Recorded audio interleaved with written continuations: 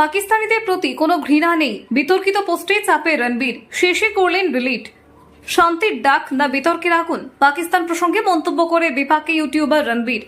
সাধারণত পাকিস্তানিদের পাশে সন্ত্রাসের বিরুদ্ধে, কিন্তু পোস্ট মুছতেই উঠে এলো প্রশ্ন, রণবীর কি ভুল করলেন? ভারত পাকিস্তান সম্পর্ক চিরকালই সংবেদনশীল, আর সেই আবহে এক আবেগঘন পোস্ট করে বিতর্কের মুখে পড়লেন জনপ্রিয় ইউটিউবার এবং পডকাস্টার রণবীর এলাহাবাদিয়া ওরফে বিয়ার্ড বাইসেপস। সোশ্যাল মিডিয়ায় এক পোস্টে তিনি লেখেন, আমি একজন ভারতীয়, কিন্তু পাকিস্তানিদের প্রতি আমার কোনো ঘৃণা নেই, বরং শান্তি ও ভালোবাসাই কাম্য। এই পোস্টে তিনি পাকিস্তানের সাধারণ নাগরিকদের আলাদা করে সম্মান জানিয়ে লেখেন, আপনাদের দেশের মানুষ আন্তরিক, কিন্তু দুঃখের বিষয় দেশ চলে আইএসআই এর দ্বারা, সরকারের দ্বারা নয়। সন্ত্রাসবাদ বারবার ভারতের বিরুদ্ধে ব্যবহৃত হয়েছে, কিন্তু সাধারণ মানুষ দায়ী নন।